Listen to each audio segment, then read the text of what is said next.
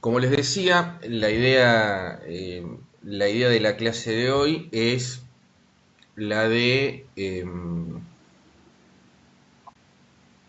terminar lo que son los modos de extinción del contrato de trabajo y después empezar a ver lo que son las indemnizaciones agravadas y multas. De manera tal que el video lo vamos a subdividir, o sea, la clase de hoy va a estar grabada por orden temático, es decir, vamos a dedicar una parte del video a lo que es el tema otros modos de extinción del contrato de trabajo, la terminación, y después ver y empezar a ver el tema de indemnizaciones agravadas que se adicionan, si se dan ciertas circunstancias, a la liquidación que nosotros ya hemos visto en materia de terminación del contrato de trabajo. Eh, bueno, nosotros habíamos... tienen que hacer acá. Nosotros habíamos hecho un esquema, cuando empezamos a ver este punto, el tema de extinción, el tema de terminación del contrato de trabajo, sobre la base de una clasificación, que es a los fines didácticos, no tiene otra, y expositivos, no tiene otra trascendencia más que esa. Pero habíamos dicho que el contrato de trabajo se podía extinguir por voluntad concurrente de las partes, artículo por acuerdo de ambas partes, así como se había constituido el contrato por decisión de ambas partes podían dejarlo sin efecto, artículo 241 de la Ley de Contrato de Trabajo. Después, el contrato se podía extinguir en forma unilateral, por decisión unilateral de alguna de las partes, vimos el tema de extinción por renuncia, vimos el tema del despido directo e indirecto y todas sus manifestaciones, y vimos también algunos supuestos, como por ejemplo el tema de extinción por jubilación, que es una decisión, es una extinción que es unilateral, porque es el empleador el que, conforme la regla del artículo 252 de la Ley de Contrato de Trabajo, pone en funcionamiento, en marcha el dispositivo tendiente a poner fin al contrato de trabajo. Y después nosotros vimos como un tercer supuesto lo que es la extinción del contrato de trabajo por cuestiones, por causas ajenas a la voluntad de las partes. En principio, dentro de esta clasificación habíamos puesto, y esto es lo que vimos, terminamos de ver la clase pasada, el tema de la extinción por quiebra del empleador. El empleador, bueno, quedaba en cesación de pago, se, se decretaba el auto de quiebra y si transcurridos los 60 días desde el auto de quiebra, que en principio dijimos que el contrato se iba a suspender, si transcurridos los 60 días el, no se decidía la continuación de la empresa, se extinguían los contratos de trabajo con fecha retroactiva al auto de la declaración de quiebra, y bueno, iba a depender lo que había que pagarle a ese trabajador según el juez de la quiebra resolviera si eso fue por causa imputable, ese estado de quiebra fue por causa imputable al empleador o no.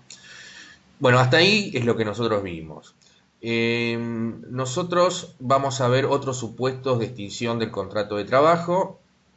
que nos quedan, que es en principio el tema de la extinción por muerte del trabajador, que ustedes lo van a ver regulado en el artículo 248 de la Ley de Contrato de Trabajo. Porque, digamos, esta regulación tiene una particularidad. Es sabido que la muerte del trabajador, dijimos que el trabajador es una figura esencial en el contrato de trabajo y que es esencial, ¿por qué? Porque el objeto del contrato de trabajo, artículo 37 de la Ley de Contrato de Trabajo, es la prestación personal e infungible de ese trabajador. Y cuando hablamos de el concepto de infungible, quiere decir insustituible, irreemplazable, por eso hablamos de esencialidad, a eso me estoy refiriendo, ¿no? De esa persona en ese contrato de trabajo. De manera tal que cualquier afectación que se produce en quien tiene que en quien tiene que brindar esa prestación personal infungible, afecta el contrato de trabajo. Nosotros, si el trabajador se enferma, eso y no puede poner a disposición su fuerza de trabajo, eso afecta al contrato, en principio con una suspensión del contrato de trabajo. Recuerden ustedes que nosotros dijimos que las suspensiones, lo que estaban dirigidas a el instituto de la suspensión en el régimen del contrato de trabajo, estaba dirigido a la preservación del contrato. Ahora, si se produce la muerte del trabajador, obviamente lo que va a generar es la extinción en forma automática del contrato de trabajo, porque el objeto de ese contrato, que es esa prestación personal infungible, entre paréntesis irreemplazable del trabajador, se torna de cumplimiento imposible justamente por destinado del fallecimiento del trabajador. Bueno, hasta acá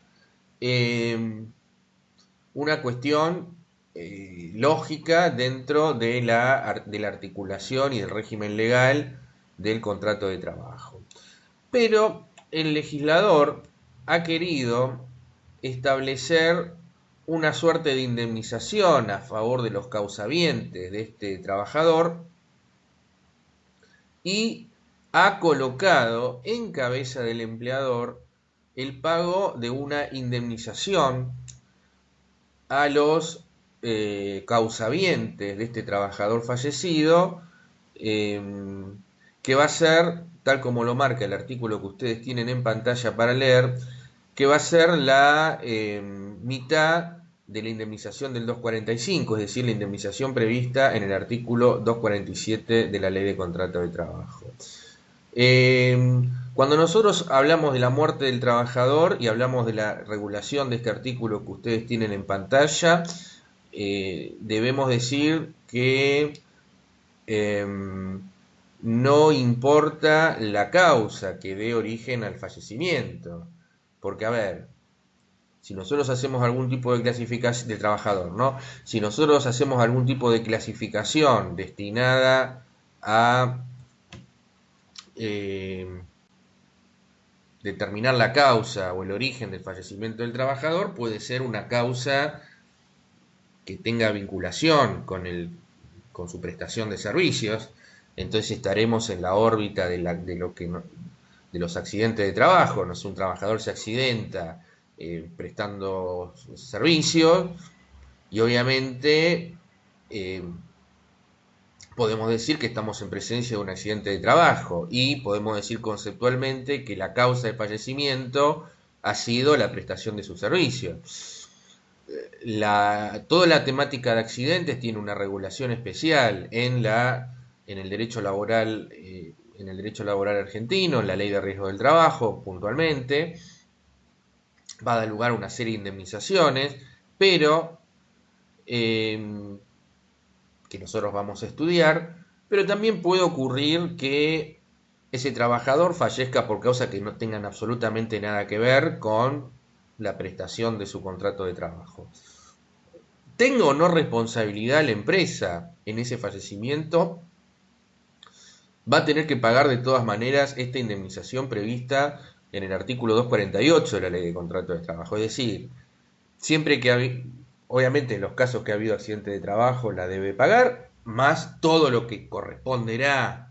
a sus causavientes en función de las normas en materia de accidente de trabajo o de la legislación civil, pero además corresponde el pago de esta indemnización aun cuando el empleador no tuviese absolutamente nada que ver en el fallecimiento de este trabajador. Es decir, es una prestación que la ley ha puesto en miras del grupo familiar de ese trabajador, que se queda, o sea, esto es lo que ha querido resguardar, que se queda sin ningún tipo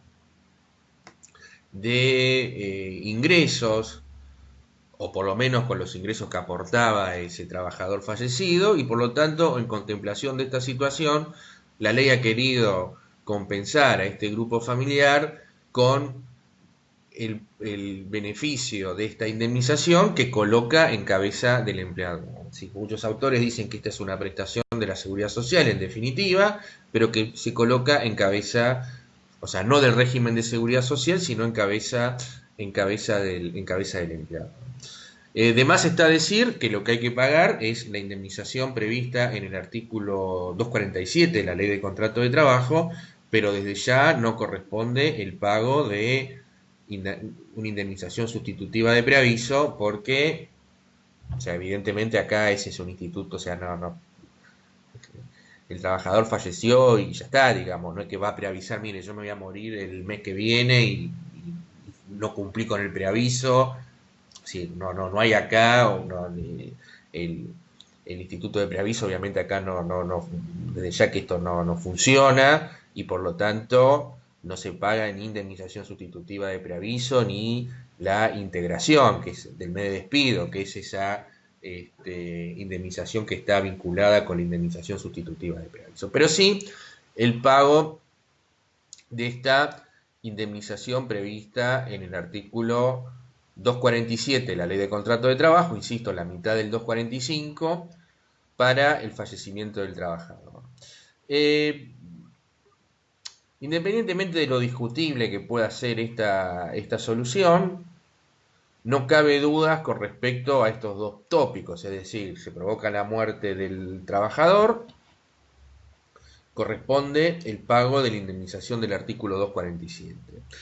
Pero el gran problema que se presenta con esta norma es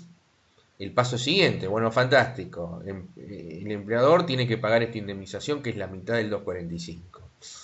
Pero ¿a quién se la tiene que pagar? Porque obviamente se supone que la normativa, que la ley tiene que establecer a quién, quiénes son los beneficiarios de esta indemnización. Y nosotros acá nos vamos a encontrar con un gran inconveniente porque la normativa en este punto dista de ser clara. Y dista de ser clara porque si ustedes van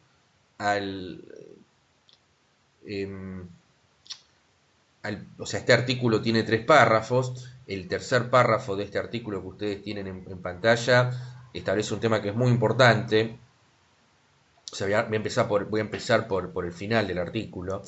Cuando dice que la indemnización que se reconozca a los causahabientes es independiente de lo que le pueda corresponder por las leyes de accidente de trabajo y cualquier otro beneficio que le corresponda por leyes, convenciones colectivas, seguros, etcétera. Es decir, hay un seguro, o sea, hay un seguro de vida obligatorio,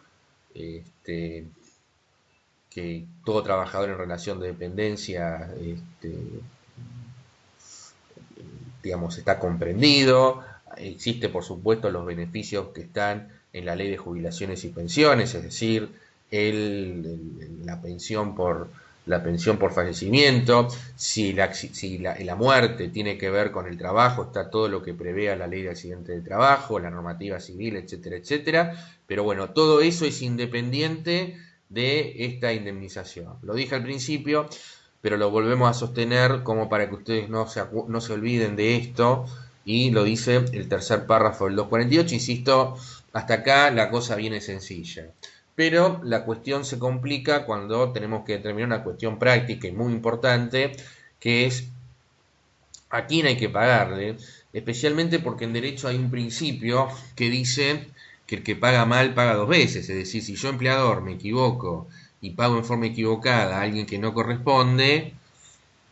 bueno, se aplica este adagio jurídico o este principio jurídico que dice que el que paga mal paga 2 veces. Frente a una solución tan categórica, la verdad que la ley tendría que haber sido más clara, pero nos encontramos con algunas dificultades.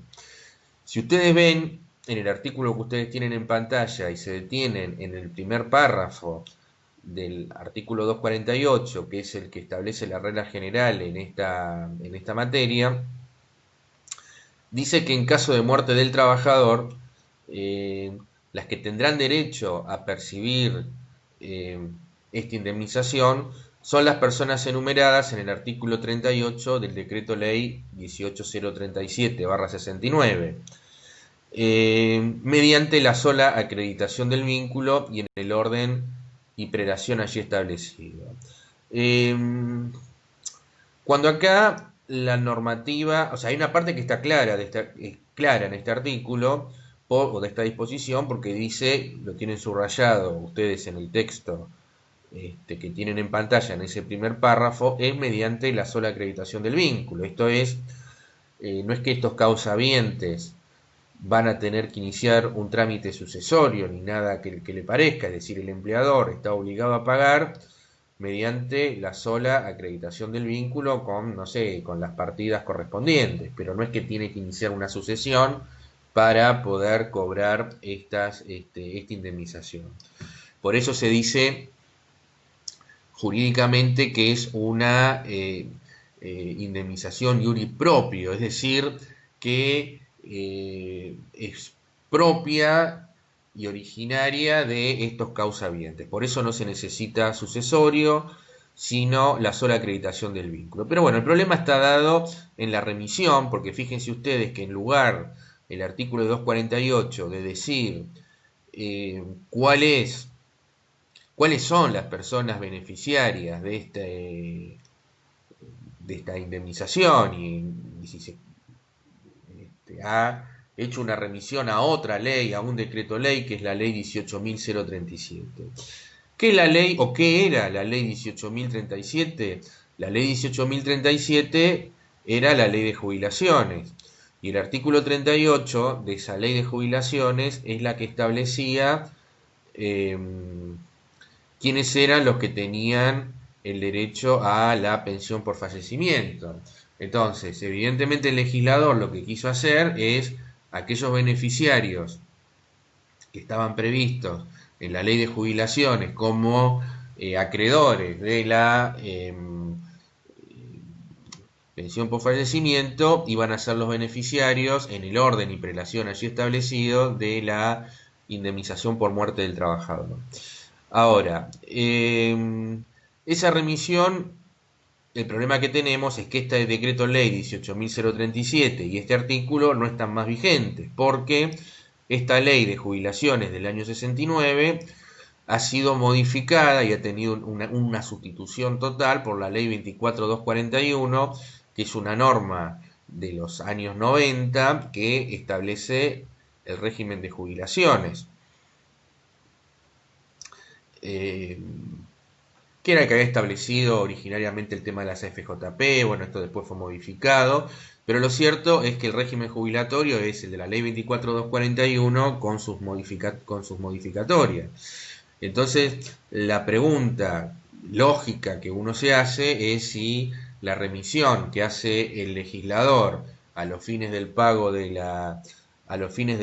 indemnización es a ese artículo derogado o si debe entenderse que la remisión se hace a el artículo, cualquiera sea este, del sistema jubilatorio que establezca la pensión por fallecimiento. Yo creo, porque obviamente no difiere, ¿no? Yo considero que más allá que la solución es dudosa, ustedes van a encontrar autores, o sea, yo les voy a decir dos cuestiones con respecto a esto, una conceptual y otra desde el punto de vista práctico. Desde el punto de vista conceptual, yo creo que o sea, más allá que la cuestión es dudosa, yo creo que la intención del legislador fue vincular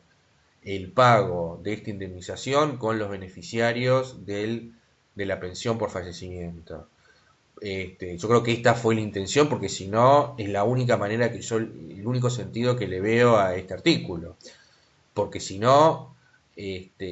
si el legislador hubiese querido dejar en forma fija una X cantidad o determinados beneficiarios, lo hubiese puesto directamente en el artículo y ya está. Es decir, si el legislador, cuando sancionó el artículo 248 de la Ley de Contrato de Trabajo, pensaba que tenía que ser determinadas personas y nada más, las hubiese puesto en la ley y punto. Al hacer una remisión a la Ley de Jubilaciones y al a la pensión por fallecimiento, evidentemente lo que quiso hacer es vincular la pensión por fallecimiento y la regulación de la pensión por fallecimiento a el pago de esta indemnización, de manera tal que si se modificaba,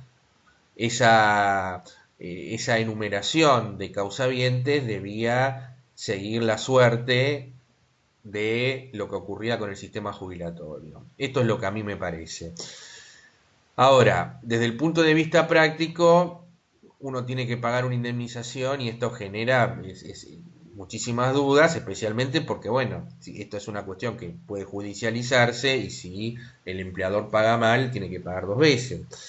De manera tal que la herramienta que la legislación prevé cuando hay una circunstancia de estas características, es decir, cuando alguien tiene una deuda, quiere pagar, pero no está definido, no está determinado, no está claro quiénes son los acreedores, el mecanismo que se prevé en el sistema jurídico vigente es lo que se llama la consignación judicial, es decir, el inicio de un expediente judicial donde se deposita el dinero, se inicia una acción a esos fines y va a ser el juez el que va a determinar, en caso de duda, quiénes son los que van a tener derecho a cobrar esta indemnización del artículo 248 de la Ley de Contrato de Trabajo. Simplemente yo les pongo en pantalla, en función de la interpretación que hemos hecho recién, lo que marca en la actualidad el texto vigente del artículo 53. No está puesto acá en el PowerPoint, en el slide, pero este artículo 53 se refiere a la ley 24.241, es decir, a la ley de jubilaciones actualmente vigente.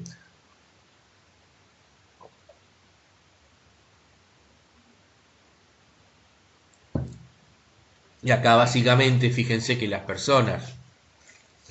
que están enumeradas en este artículo hacen al grupo familiar más estrecho de este trabajador porque se refiere a viuda o viuda que tienen este derecho, conviviente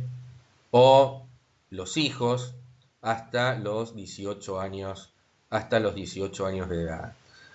Uno de los problemas que genera este artículo con respecto a la vieja ley de jubilaciones es que la vieja ley de jubilaciones preveía en ciertas circunstancias los padres, hermanos, etcétera, eso ya no figura más, entonces bueno, ahí podemos tener una situación, digamos, algún tipo de situación de conflicto, pero bueno, la norma en este sentido es clara, la norma actualmente vigente de quiénes son los que tienen derecho al cobro de esta, digamos, de esta indemnización. El tema de,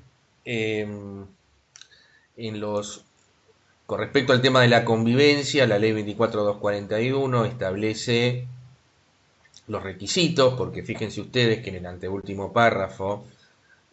habla de una convivencia en aparente matrimonio,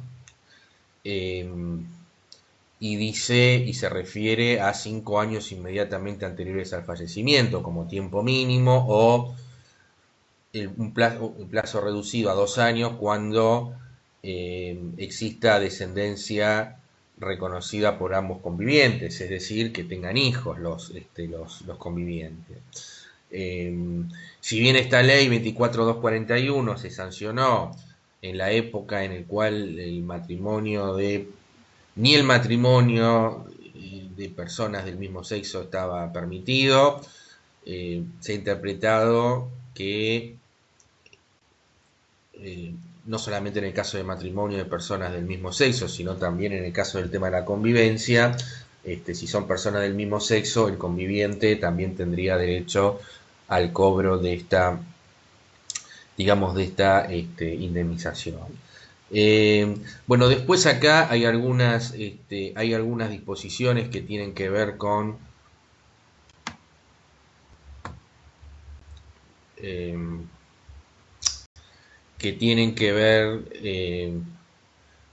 cómo es la relación entre convivientes y cónyuges, o excónyuge o cónyuge, mejor dicho, porque, bueno, acá está regulado en el artículo que ustedes tienen en pantalla, en qué casos concurren. Cuando hablamos de concurrencia quiere decir que cobran por partes iguales, o en qué casos uno excluye al otro. Y esto está básicamente establecido en el último párrafo de este artículo 53. A ver.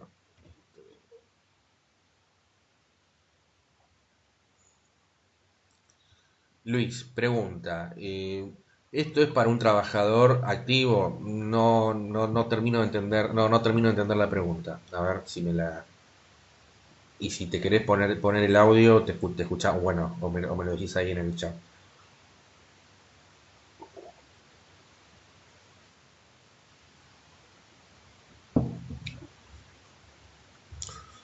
El trabajador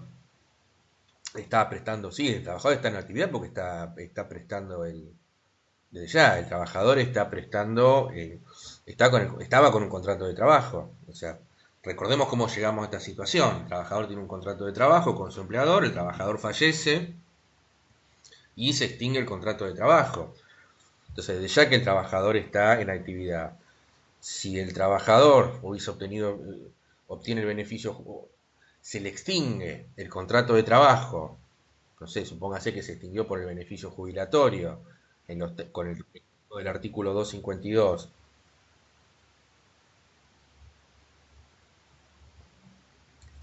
Está bien, bien.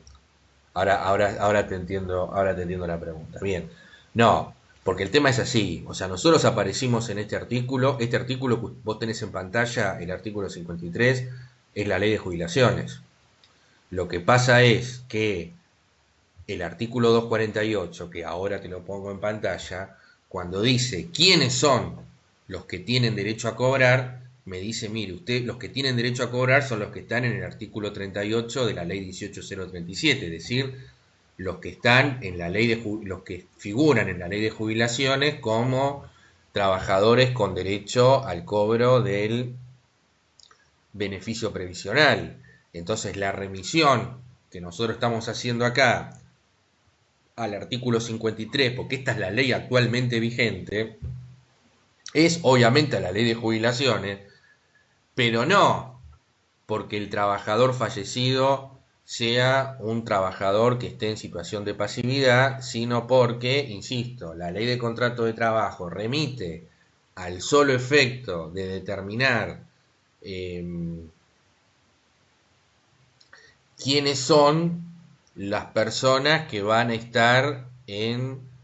con derecho al cobro de esa indemnización, ese es a solo efecto. Después todo el tema jubilatorio es una cosa que es absolutamente aparte, pero el trabajador claramente es un trabajador que está en actividad porque tenía un contrato de trabajo vigente, falleció y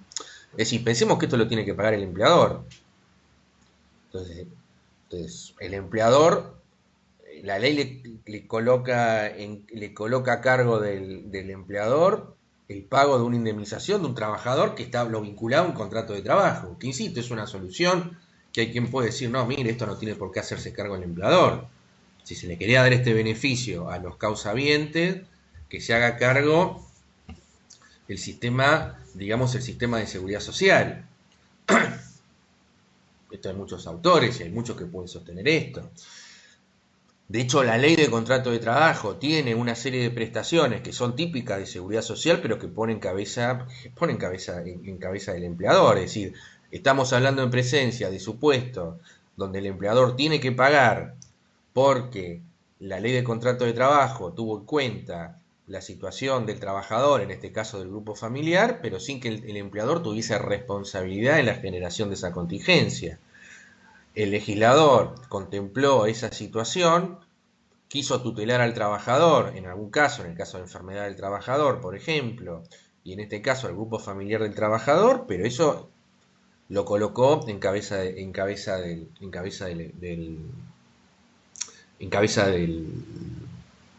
empleador.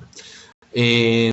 por supuesto que en el sistema actual del sistema de seguridad social actual, o sea, la tendencia es a que cada vez otorgue menos prestaciones, no aumentar, así que no lo veo, más allá de lo que pueda ser una opinión doctrinaria con respecto a esto, lo veo poco viable, ¿no? Que el sistema de seguridad social se haga cargo de todo este tipo de prestaciones. Este es un dato de la realidad. Eh, pero bueno, por eso cuando acá en el artículo 53 habla de muerte de jubilado, esto no aplica, digamos, al, al caso que nosotros estamos viendo. Sí, las personas que tienen derecho a este cobro, ¿no? Nosotros le decíamos que en el último párrafo está establecido lo que tienen que ver eh, digamos, lo que tiene que ver con las relaciones entre cónyuge supérstite y, o sea, mejor dicho, en qué casos el conviviente va a tener derecho. Eh, y entonces, bueno, esto ustedes lo ven ahí previsto en el último párrafo del artículo 53 de la ley 24.241, ¿no es cierto? Entonces,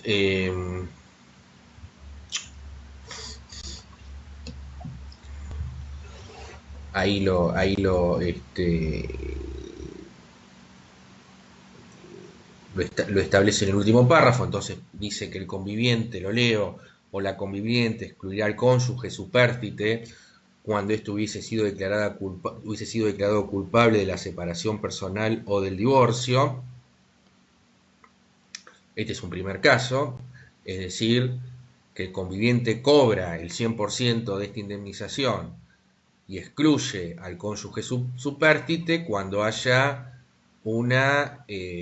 declaración de culpabilidad en la separación personal y el divorcio vincular.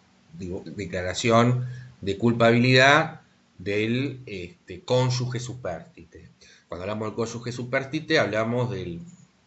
ex, digamos, del ex cónyuge. Claro, el problema que nosotros nos planteamos acá es que la reforma del código, este artículo hoy por hoy es inaplicable porque, o sea, por lo menos con las situaciones actuales, porque en la actualidad no existe el divorcio vincular por culpa de una de las partes, digamos, ¿no? Pero bueno, si hubiese alguna situación subsistente, esto quedaría en estos términos. Y después el otro, digamos, y después lo otro que determina el artículo, estoy queriendo sacar, acá está, a ver si puedo. Esto es un tema que me parece justo la imagen mía, me tapa la parte del artículo, ¿no? Bueno, entonces le decía que el otro supuesto que se prevé ahí es que en el caso contrario, es decir, cuando no hubiese esta declaración de culpabilidad en el caso del cónyuge supérstite y cuando él o la causante, nos estamos refiriendo acá al trabajador fallecido, hubiese estado contribuyendo al pago de alimentos o estos hubiesen sido reclamados o demandados judicialmente, o el causante hubiese dado, insisto, trabajador fallecido, dado causa a la separación personal del divorcio, la prestación se otorgará en partes iguales, es decir, que los supuestos serían, en este caso, que digamos, el trabajador, si el trabajador hubiese sido el culpable, obviamente bajo declaración judicial, del, eh, del divorcio o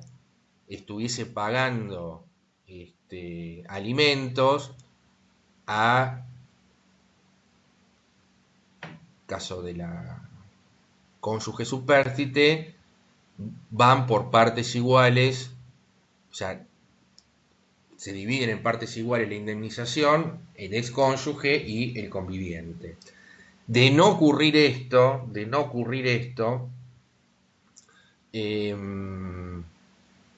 entonces el conviviente excluye al cónyuge. Entonces, si no se dan estas circunstancias que estamos planteando acá,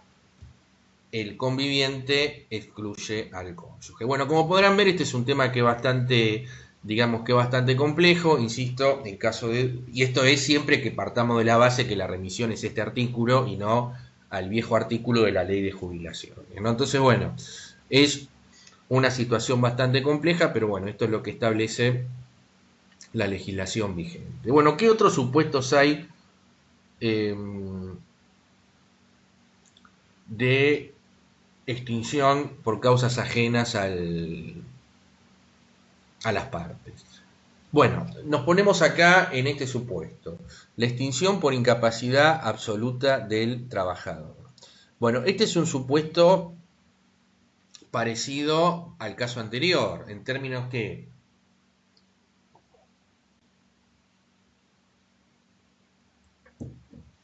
el trabajador, eh,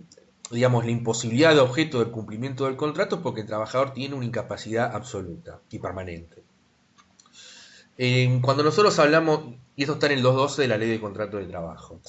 cuando nosotros hablamos de una incapacidad absoluta, no hablamos de una situación de postración total del trabajador, sino de un trabajador que no está en condiciones de prestar servicios activos, no puede trabajar en ninguna tarea en forma activa. Y es cuando se entiende que esta situación ocurre cuando el trabajador tiene una incapacidad superior al 66%, es decir, el grado de incapacidad de una persona se mide en porcentajes de incapacidad y cuando esa pérdida de capacidad asciende al 66% más, se entiende que ese trabajador no está en condiciones de trabajar en ningún lado, por eso ese trabajador va a tener derecho al acceso a una jubilación, a la jubilación por invalidez, y el contrato de trabajo, por supuesto, si esto es sobreviniente, es decir, mientras el trabajador estaba con un contrato de trabajo vigente y sobreviene una situación de incapacidad absoluta, ese contrato de trabajo se extingue y por lo tanto,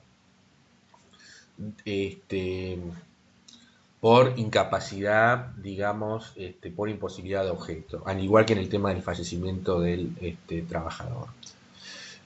En estos casos, al igual que en el caso del fallecimiento del trabajador, para la ley de contrato de trabajo es indiferente la causa por la cual se produce la situación de incapacidad absoluta. Es decir, la situación de incapacidad absoluta podría generarse como consecuencia de un accidente de trabajo o podría generarse por una cuestión totalmente al contrato de trabajo. En cualquiera de los dos supuestos, el empleador tiene que pagar una indemnización a ese trabajador que, en este caso, a diferencia de la indemnización por fallecimiento, la remisión se hace al artículo 245 de la Ley de Contrato de Trabajo. Y al igual que en el caso de la indemnización por fallecimiento, dice el último párrafo del 212 que este beneficio no es incompatible y se acumula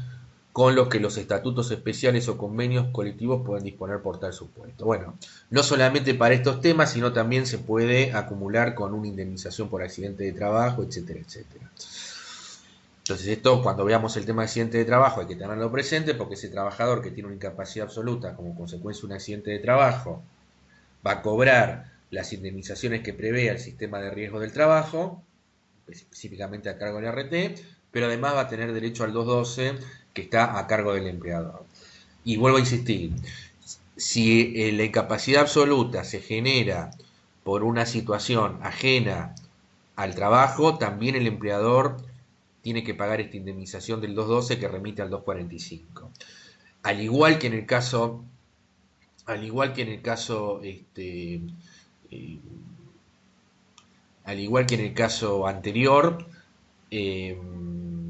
bueno, acá se tuvo en mira no un reproche al empleador, sino la situación de un trabajador que queda en esta, digamos, en esta situación tan grave y le ha puesto este soporte económico en cabeza del empleador, insisto, con prescindencia de la causa que haya generado esta incapacidad absoluta. De más está decir que en esta extinción, cuando se le haga la liquidación final a este trabajador, porque obviamente ese contrato se ha extinguido, no le corresponde indemnización por preaviso, porque obviamente acá o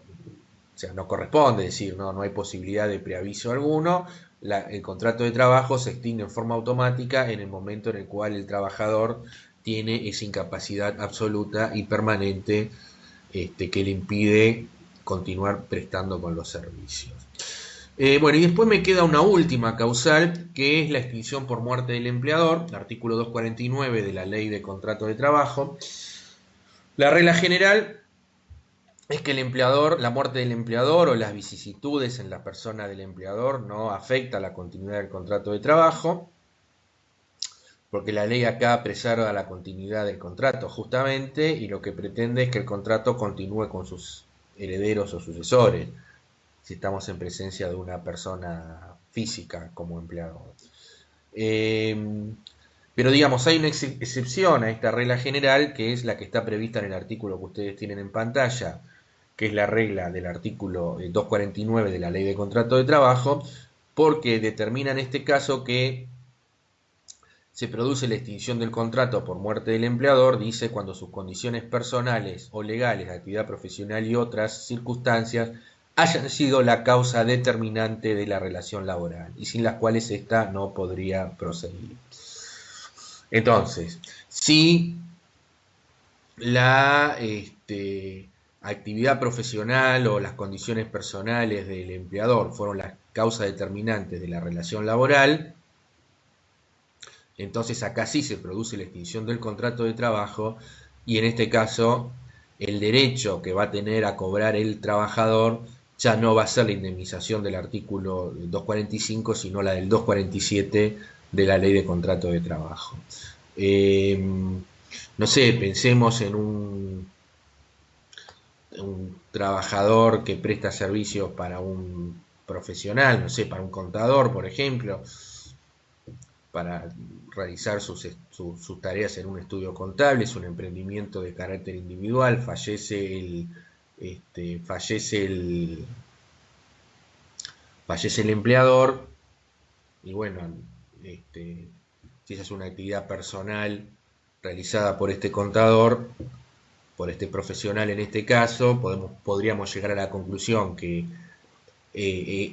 la actividad del empleador era la causa determinante de la relación laboral, porque ese empleado lo ayudaba en sus tareas contables, y entonces la extinción del contrato de trabajo se va a producir con derecho a ese trabajador al cobro, ya no de la indemnización completa del 245, sino la prevista en el artículo 247 de la Ley de Contrato de Trabajo.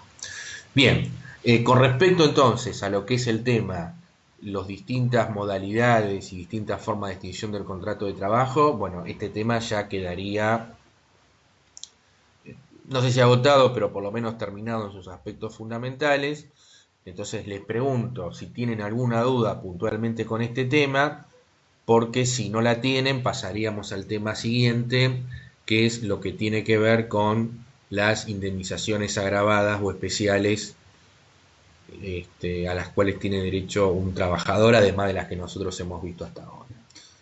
Si tienen algún tipo de duda, y si no, ya pasamos al próximo tema.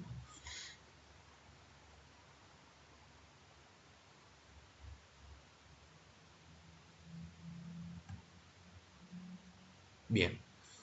como no hay duda, entonces, por lo menos en principio, más allá que después me pueden preguntar al final de la clase o durante, pero bueno, vamos a pasar al